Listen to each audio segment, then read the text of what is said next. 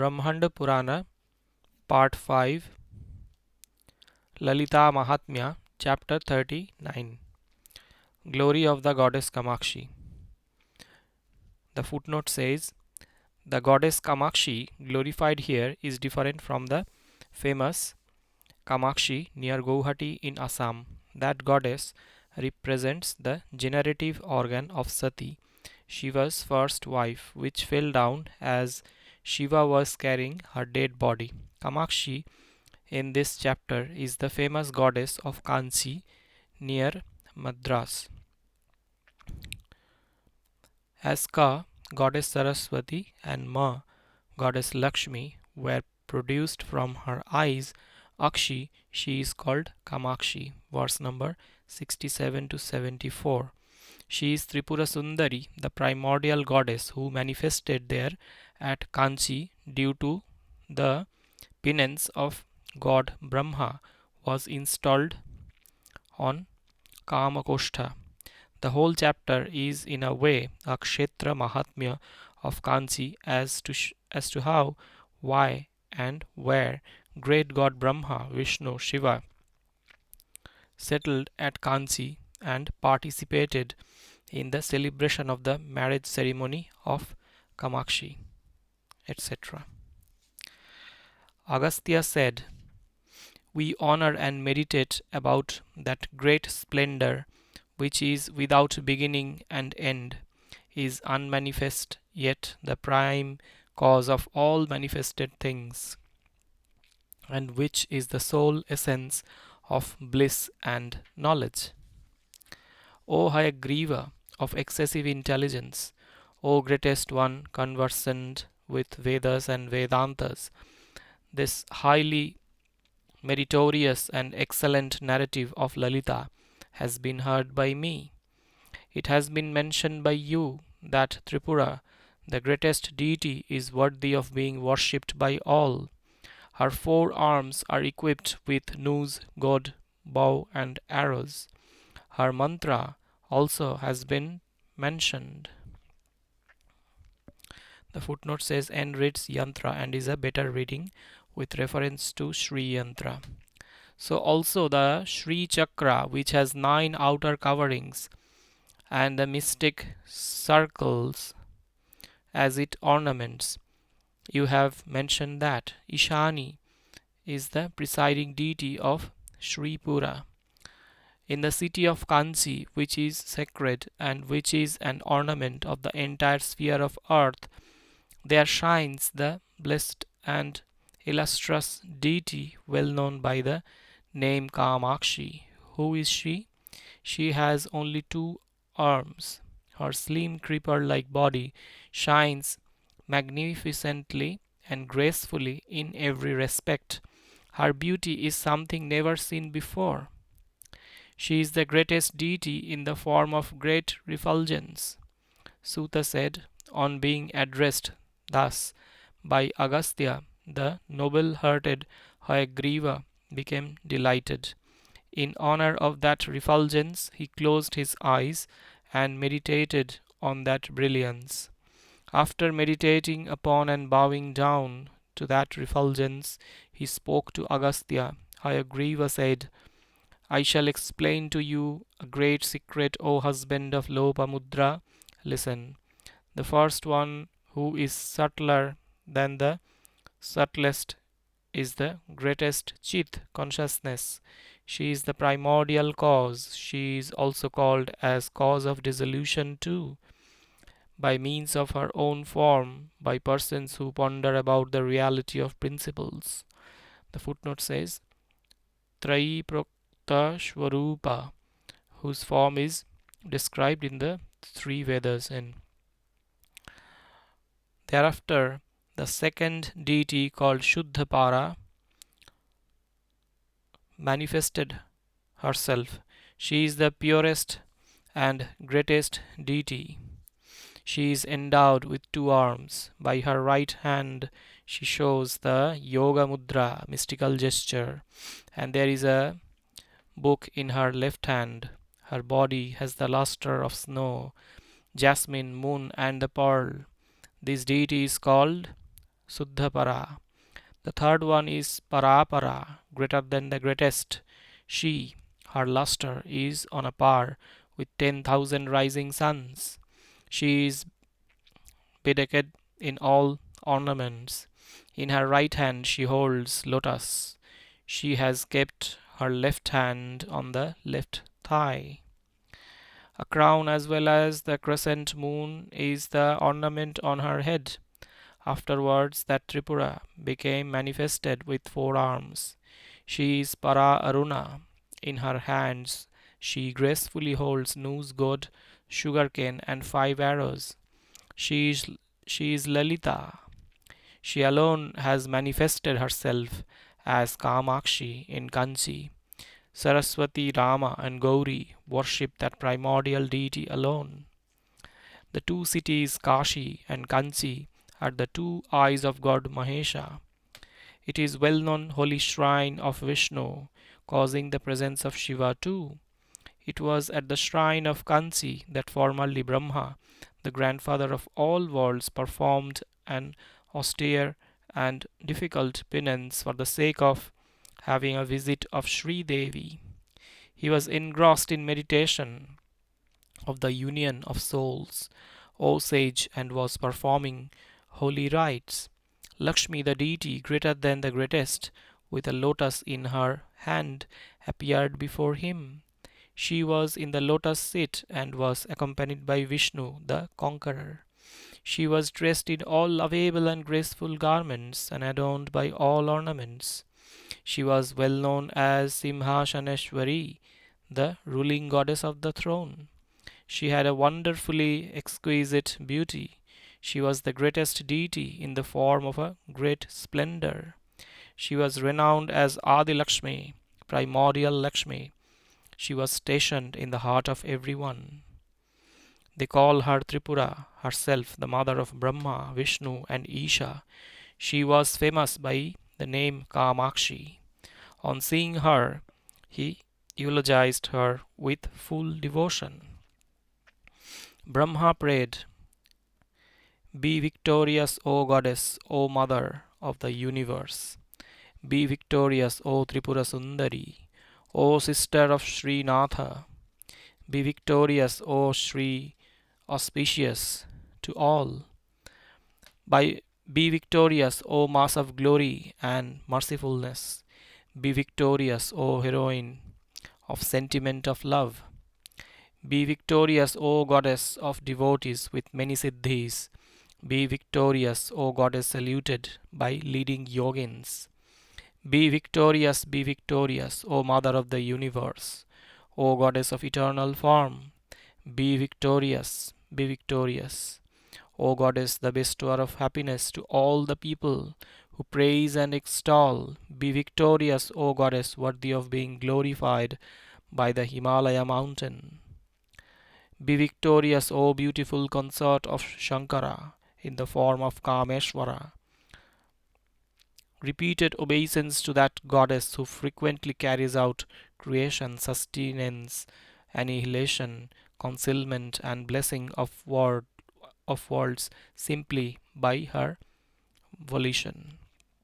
By means of very sharp arrows and missiles, she annihilates now all those sinful people who create confusion and chaos in the discipline of castes and stages of life. Obeisance to that goddess. Obeisance to that goddess who is self-comprehensible and not known even to yogins through agamas, through Vedas, or through other scriptural texts. Obeisance to that goddess who is extolled and glorified as the supreme Brahman by the leading sages, by those conversant with principles, by the secret amnayas, sacred literature, and by the Vedantas, Upanishads. Obeisance to that goddess who is not perceived by anyone, though she abides in the heart itself of everyone, and who has the form of the subtle and perfect knowledge.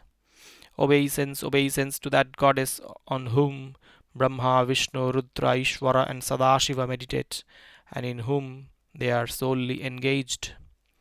Obeisance to that goddess who is the deity of imperial prosperity. Indra and others are the devotees of that goddess, and they abide by her behest.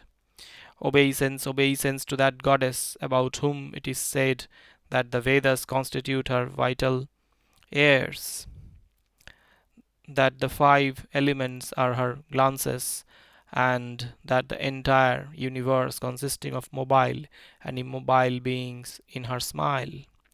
Obeisance to that goddess, at whose bidding the thousand hooded leading serpent Shesha supports the earth, the base of all people. Obeisance to that goddess who is the embodiment of knowledge and power, and at whose bidding the fire god blazes, the sun god shines and scorches, and the wind god blows. Sages say that the 25 tattvas and the five sheets coverings of Maya are identical with her. Obeisance to that goddess. Obeisance to that goddess about whom it is said that Shiva, Shakti, Ishvara, Sadashiva, of pure consciousness, and her different outward manifestations. Similarly, the preceptor mantra deity and the fivefold vital airs are her diffusions. Obeisance to that goddess who shines in the form of Chit consciousness. She is the innermost soul of all souls. She is bliss incarnate. She is remembered as Sri Vidya. Obeisance to that goddess. Obeisance to that goddess about whom it is said that the learned men know that all the darshanas, systems of philosophy, are her limbs. She has the forms of different religious observances. Obeisance to that goddess who shines in all worlds in the forms of mystic jewels, mantra, and medicine, and whose form is the instruction in the tattvas.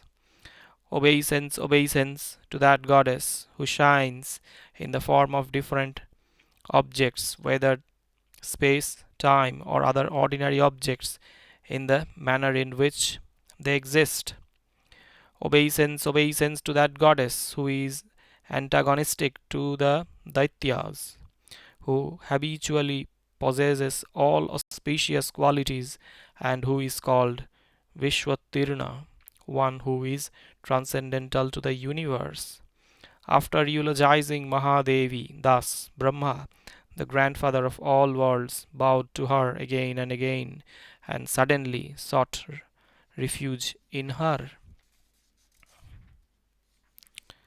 On seeing Brahma bowing down, then that goddess became pleased. She is the bestower of boons on all the worlds, commanded him, saying, "Choose your boon." Brahma said, "There is no doubt in this that I am blessed and gratified by your vision due to my devotion. Yet I pray for something with a desire for getting a blessing unto the world. In this world, which is the sphere of holy rites and devout services, the people are mostly deluded. Kindly be present here always in order to bless them." Saying, "So be it," she fulfilled that desire of Brahma. Thereafter Brahma allotted to her a place of residence. After bowing down to the lotus-eyed Achyuta, the brother of Sri Devi, he earnestly pleaded for his perpetual residence at Kanchi. Thereupon Janardana said to him, "I shall do so." Then the creator of the universe, who was satisfied, said to Maheshwari once again, "Due to your love, let Shiva too be present here itself." Thereupon the great Ishana, Kameshwara, Lord of all lords, Lord of all embodied beings, Mahadeva, the hero of the sentiment of love, manifested himself on the right side of Sri Tripura. Thereupon, from the benign glance of the eye in the forehead of Sri Kamakshi, a certain young girl manifested herself. She was excessively refulgent and white in complexion. She possessed all the requisite dress and makeup of romantic life of love. She was a treasure house mine of great beauty. Eagerly and respectfully, and in the company of Brahma, the lotus eyed Lord performed the marriage of the primordial male and female. The Devas, beginning with Indra, the deities beginning with Vasus and Rudras, sages beginning with Markandeya, Vasishtha, and others, the leading yogins beginning with Sanaka, the celestial sages beginning with Narada, the living liberated souls as Vamadeva, Shuka, and others, Yakshas, Kinnaras, Gandharvas, Siddhas, Vidyadharas, and serpents, Mahashashta, and leader of Ganas, Durga, and other mothers, all these deities and others seated in aerial chariots and excellent seats bowed down to Parameshwari with palms joined in reverence. A wonderful city was mentally created by God Brahma, in the middle of which was the splendid and beautiful temple of Parameshani, accompanied by Vasudeva, the brother of the goddess. Maheshwara came there, while Lord Maheshwara married Gauri. Near the sacred fire, the divine dundubhis were sounded and showers of flowers fell. Who is competent enough to describe the auspicious celebration of marriage of the divine couple? The presiding deities of the worlds, even if he, the describer, has 1,000 tongues. To the northwest of the temple of the primordial Sri is the extensive, excellent abode of Mahesha. It had been built by Parameshtin. To the southeast of the abode of Sri is the wonderful temple of Vishnu. Thus, those three deities are always present there. After circumambulating those great deities, the couple Brahma and Vishnu reached the Sambhava Nagara, the hall of reception. After coming there, they joyously accorded welcome duly to the members of the assembly by reciting the Vedic mantras. The primordial Adilakshmi, Sri Parameshwari, in front of all, glanced at Brahma with her right eye and at Hari with her left eye. It was at that time that goddess of speech named Ka and Kamala, goddess of wealth named Ma, both of them like encased masses of splendor, manifested themselves. Both of them, Brahma and Vishnu, stood there, bending down their heads to Sri Devata, with palms joined in reverence. They said, "Be victorious, O Kamakshi," and bowed down to her. The rivers Ganga and Yamuna came there for serving her in their embodied form.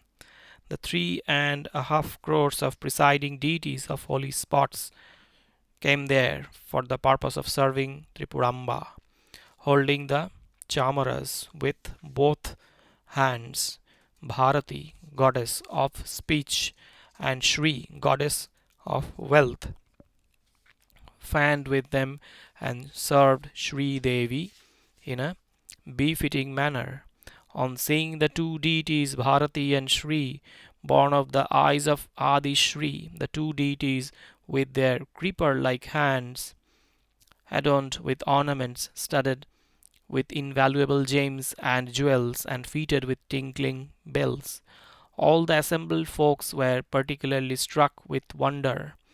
Ever since then, Kalyani, goddess Tripura, got the name Kamakshi merely by repeating this Sri Devi bestows welfare.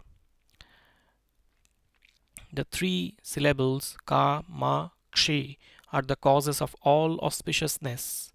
Thereafter, the goddess of the universe directed Saraswati thus: O deity, who have mastered the Vedas and Vedangas, be present in Brahma perpetually. Even as Devas stood watching, Goddess Saraswati entrusted the Chamaras in the hands of Ganga and entered the mouth of Brahma.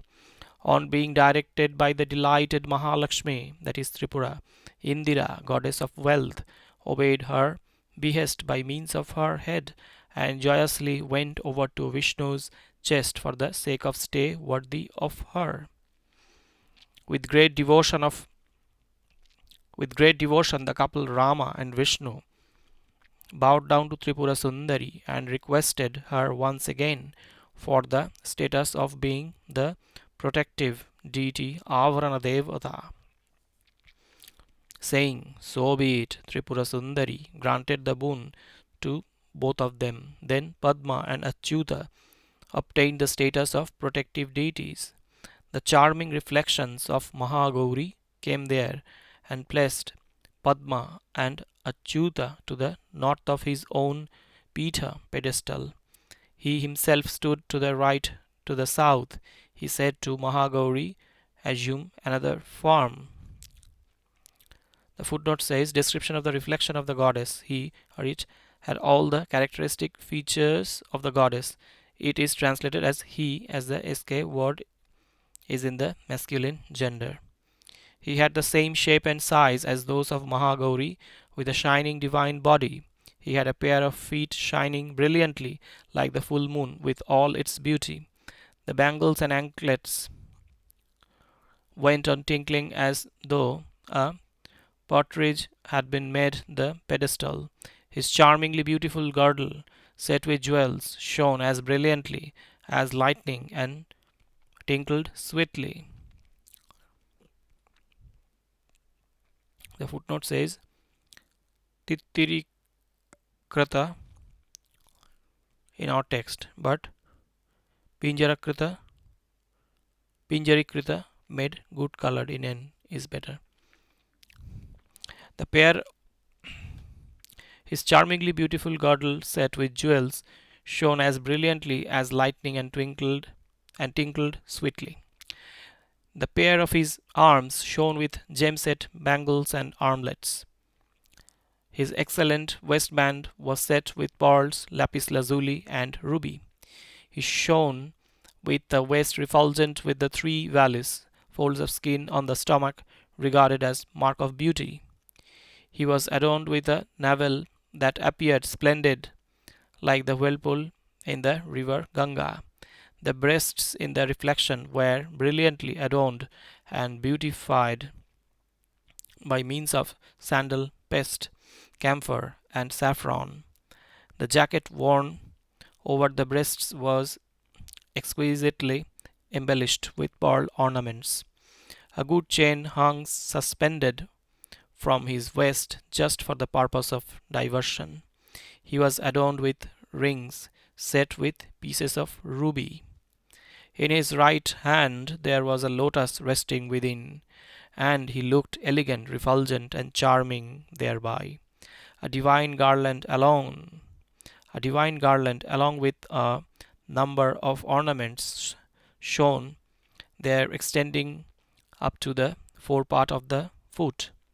The cluster of rays from gems and jewels of brilliant ornaments brightened the faces of quarters.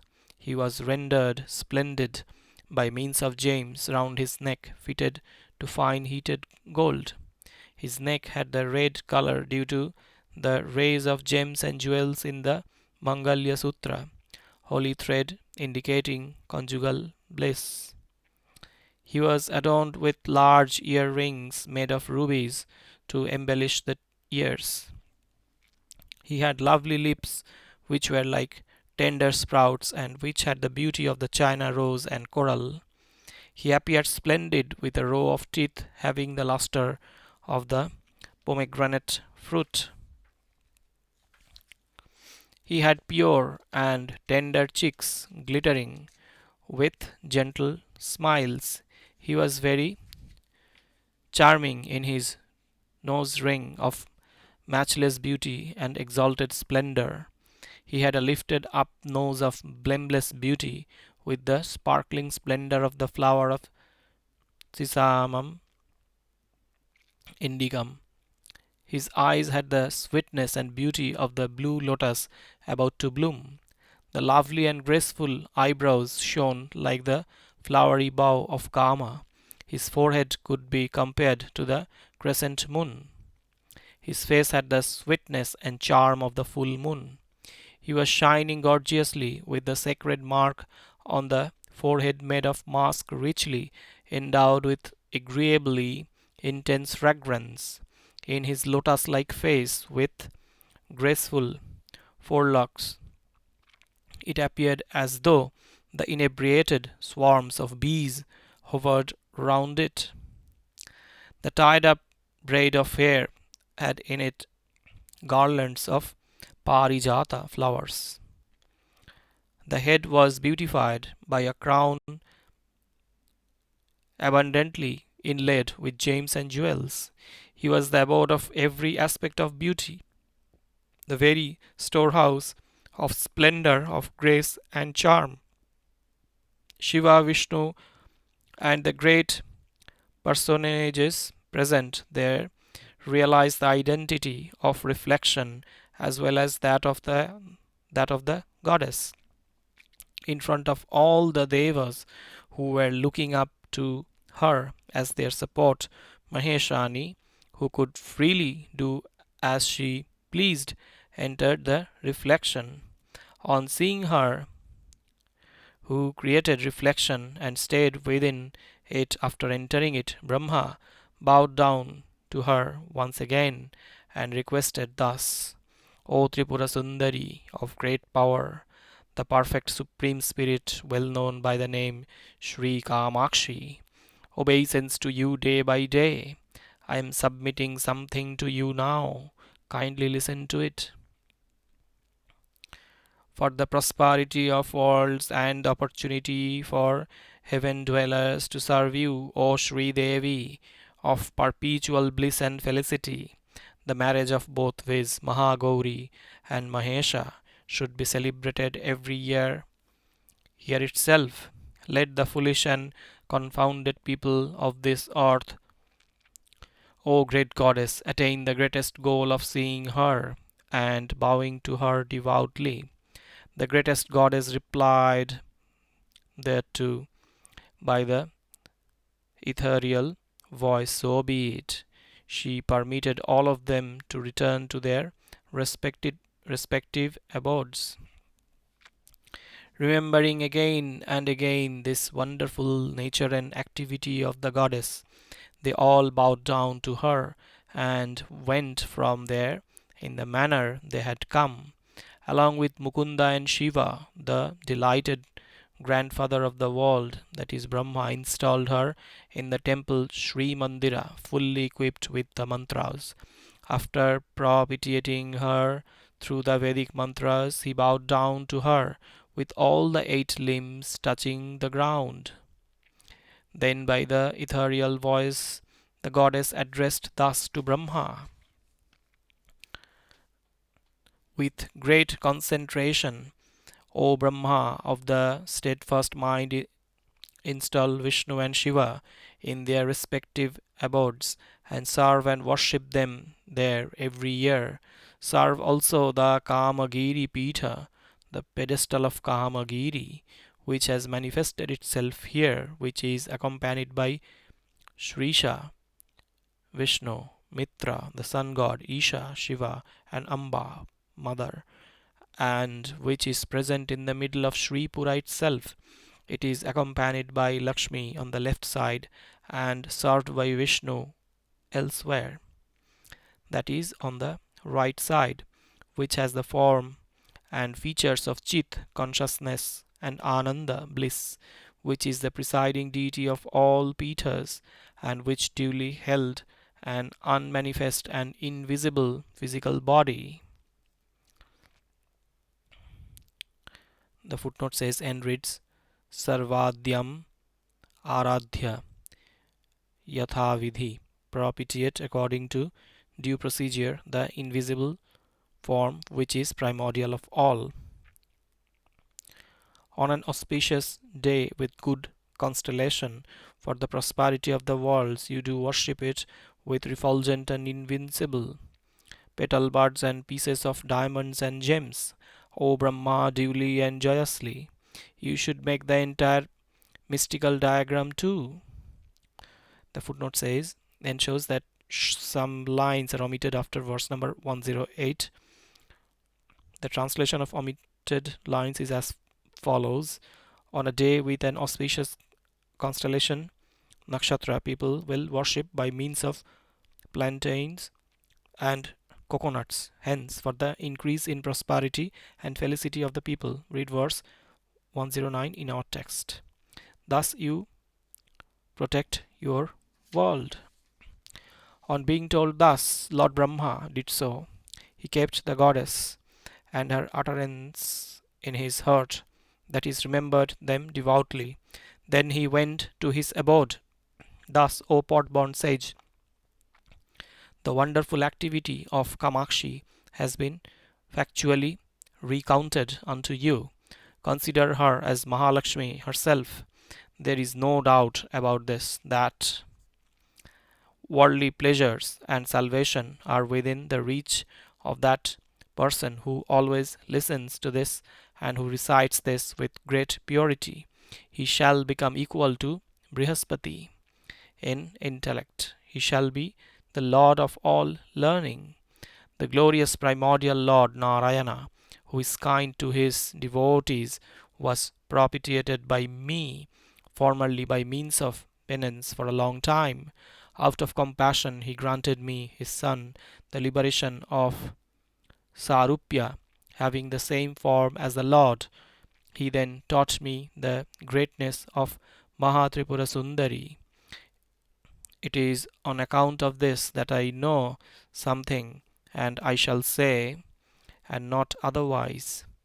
I shall mention the secret mantra. Listen to it with great concentration and mental purity. Neither Brahma nor Vishnu nor Rudra knows this. These three are deluded by Maya of the goddess. Even the fourth Lord Ishvara, Sadashiva, does not know it. How can the ordinary deities know about it? It is due to her blessing that Sadashiva, who is the immanent soul for everyone and who is the embodiment of existence, knowledge, and bliss, is able to do, not to do, or to alter anything. Maheshwara, who always considered thus, I am that alone, but deluded by her Maya, became helpless and assumed the form of Shava. The footnote says Shiva, devoid of Shakti, E, symbolized by I in Shiva, is no better than Shava, a dead body. Such is the greatness and power of Shakti. Reality, it is she who alone is the cause of origin and dissolution of all these deities. But there is a particular thing, a special feature here. There is an element worthy of being mentioned. Listen to it. The fourth one, Ishvara, is the lord of the three deities, beginning with Brahma. Sadashiva is the primordial maker of all the four. This secret has been mentioned. Her wonderful conduct of life has been recounted. I shall say something more.